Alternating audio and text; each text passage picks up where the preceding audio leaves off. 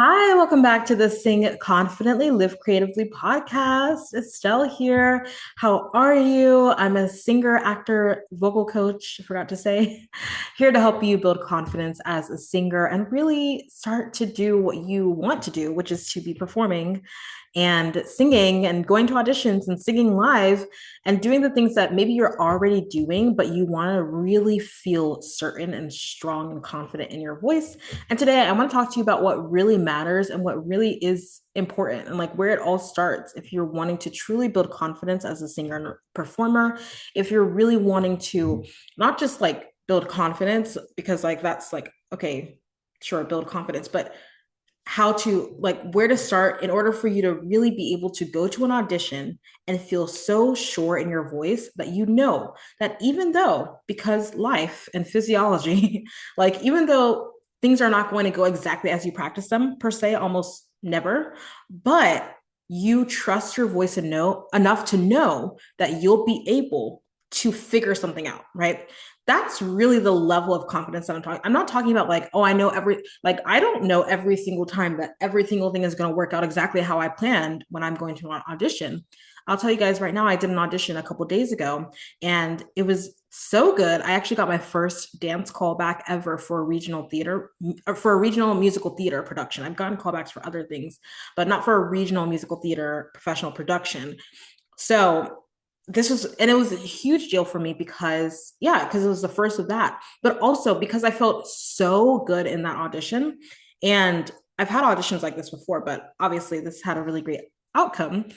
But the point is that I had such confidence in my voice, not because I knew everything was going to go exactly how I practiced or everything was going to be perfect, or like, that you never know when you're in the audition room that, you and the pianist might not be communicating, or the accompanist might not be communicating, or, you get nervous and maybe you rush ahead without realizing, or nerves, right? Just so many things happen with the nerves and with where to stand and where to look and all these things. That's why we practice. That's why we do training. That's why we do lessons. That's why we go to auditions and get more experience.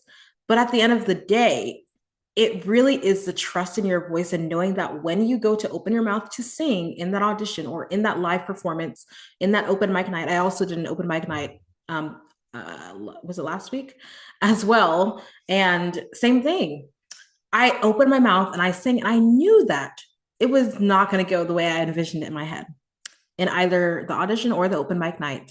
And yet, I was able to do it because I trust my voice to be able to get on track where it needs to go.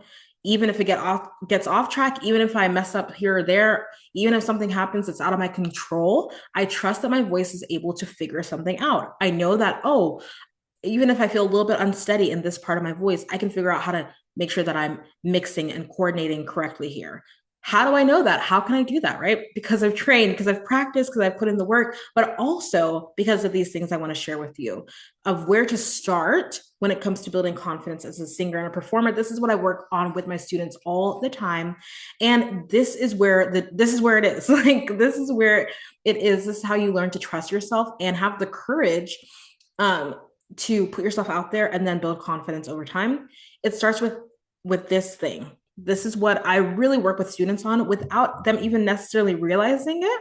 But this is what I'm working with you on if you've worked with me or done a trial lesson with me. And it is to learn to love your voice. You have to learn to love your voice. Okay. I purposefully did some inflections there on different words because there are so many different parts of this, right? Singing is very personal. It's literally in your body. Your voice is literally in your throat, in your larynx, in your uh what am I trying to say? Your vocal folds are in your larynx, right? And so it literally is a part of you. So of course it's so vulnerable to sing. And then on top of that, so that's why you have to learn to love your voice, because it's like learning to love yourself, right? Which we all go through things in life, right? Before you're literally the age of 5, you've gone through, or 7, or how, whatever age, we all go through things where, we feel hurt, we get our feelings hurt, we feel ostracized, we feel like we can't be ourselves, we feel unheard, we feel unseen, right? Those are all real things that affect how we see ourselves, and you better believe that's going to affect how you see your voice and how you, and that's why most people don't like to listen to their voice, partly because the voice that we hear when we speak or sing is different from the way that other people hear. And so it's also like kind of jarring to be like, oh, that's how I sound. Right? But you guys, I have had a podcast for now 5 years and also been singing forever and had to listen to myself. So trust me, I understand it can be weird to hear yourself speaking or singing, on a recording. But so part of that is because it is just different, because it's like different from how you hear it in your own head. But also part of it is because you have all these things that you've, experienced in your life that make you see yourself in a certain way. And right, we have to learn to love ourselves. Same way with our voice, right? We have had all of these experiences with our voice where our voice cracked on stage, or a choir teacher told you that, oh, you can't sing high, or oh, you can't do this, or oh, you don't sound really good singing this part, or someone said to you, oh, da da da, like what, you have your story, you know what it is. That time when someone laughed at you when you sang something and your voice cracked, that time when you were not able to get to that high note even though you practiced it so much, and then you got to the performance or the audition and it did not happen at all, right?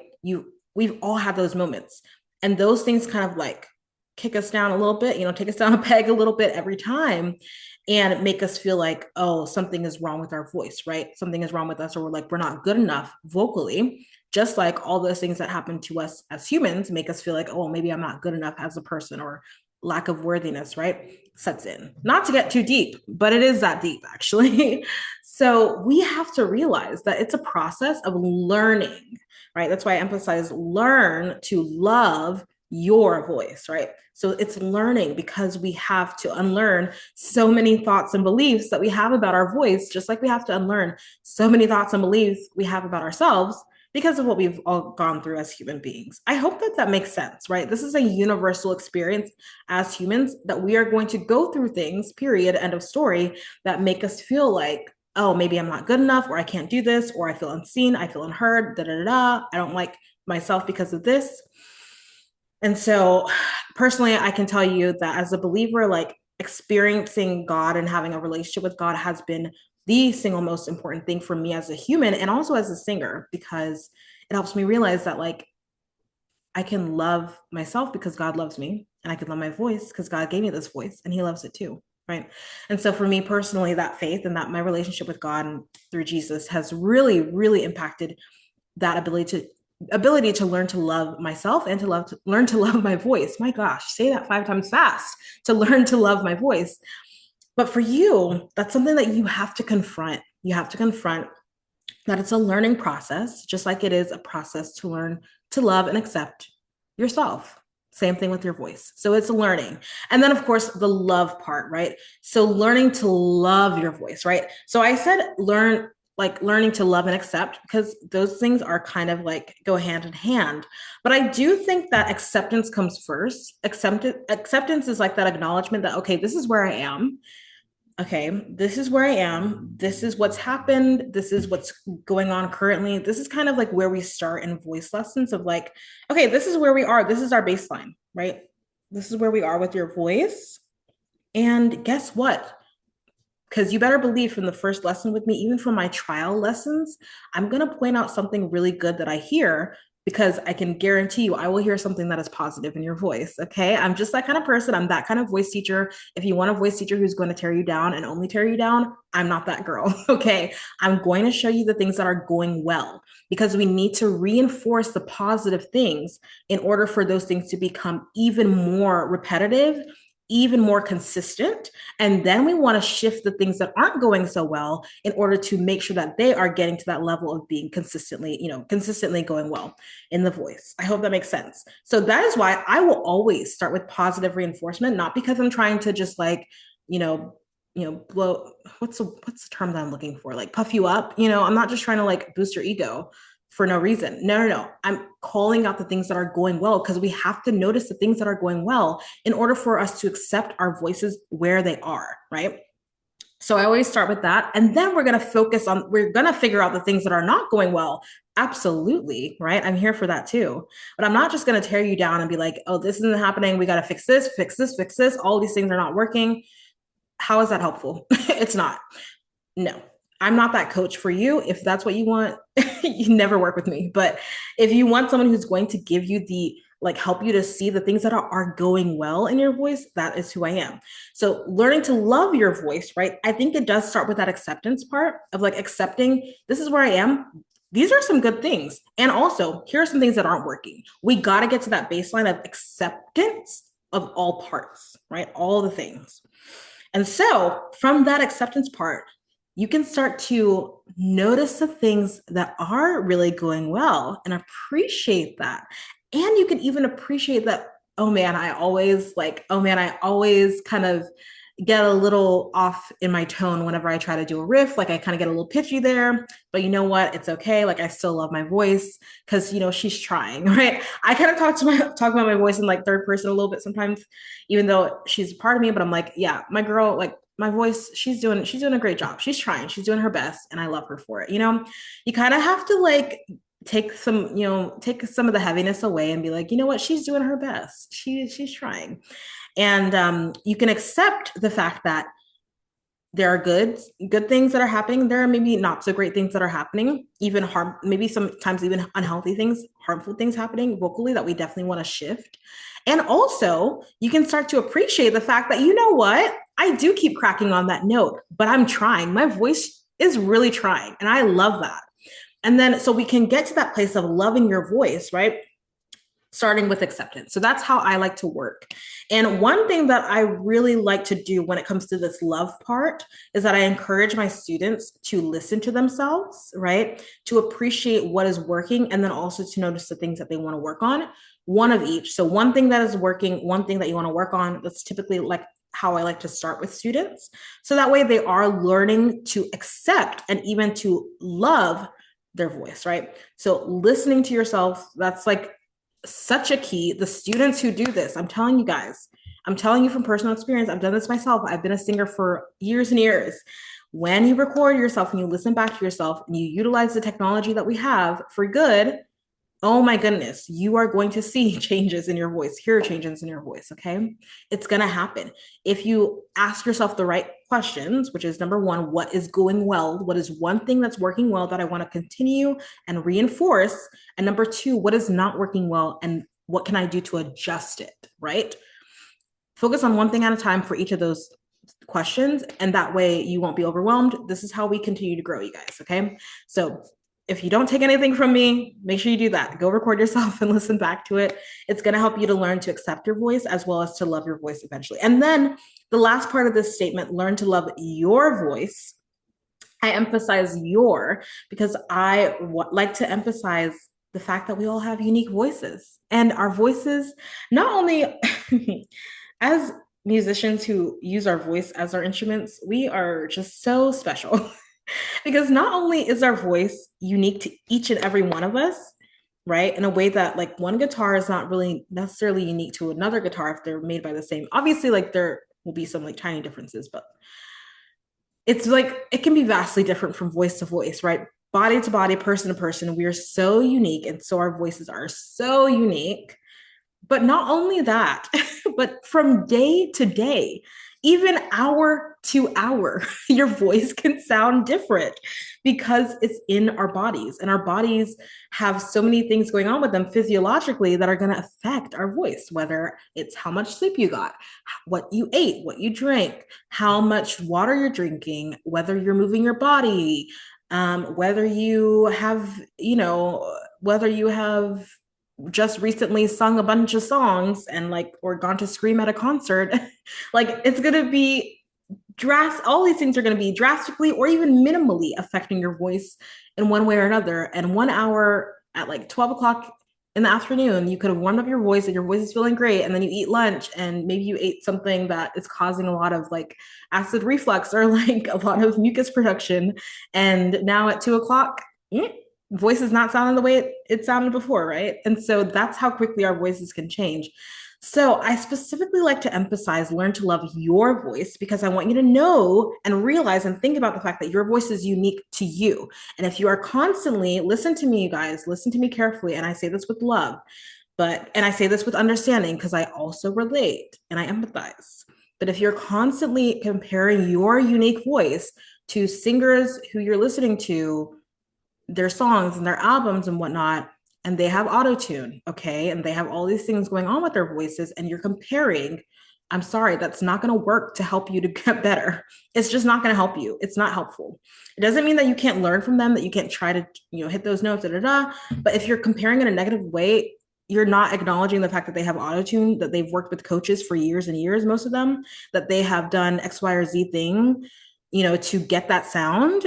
It's not helpful to you if you are not, currently auto-tuning your voice and working with the coach for years and years and all the things that they're doing. So it's not helpful for you to compare in that way. Or if you're scrolling TikTok and you're listening to all these singers on TikTok and YouTube shorts and Instagram and all the things, that's great. But you also have to recognize that your voice is unique to you, your voice. Learn to love your voice, right? And so I say this with love. You gotta connect to your unique voice. Notice the things that are working in your voice and know that your voice is ever changing. Like I just said, literally can change from hour to hour. So you have to learn to know that your voice is not only unique as a whole, but it can be unique from moment to moment, from day to day.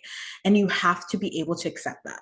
So this is where we start. If you want to build, I'm talking about real confidence, not just like, oh, I'm just putting it on, fake it till you make it, but I mean deep trust in your voice. It takes courage. It takes courage because you have to listen to yourself, right? You got to appreciate what is working, but you also have to notice the things that are not working. And it takes courage to just put yourself out there and ask for help and support. It really does. But when you have the courage to learn to love your voice the way that I've outlined in this episode, and you do it again, and you do it again, and you give yourself grace when you mess up, because you will, trust and believe. And then you go back and you do it again. You try the song again, and you listen to yourself, and you accept what is working, and you accept the fact that there are some things that you want to change. And then you notice the fact that, oh, there's this thing about my voice that I don't hear other people doing. That's kind of cool. It's kind of cool that I know how to riff in that way. I don't really hear people riffing that much in this style or genre of music that I'm doing.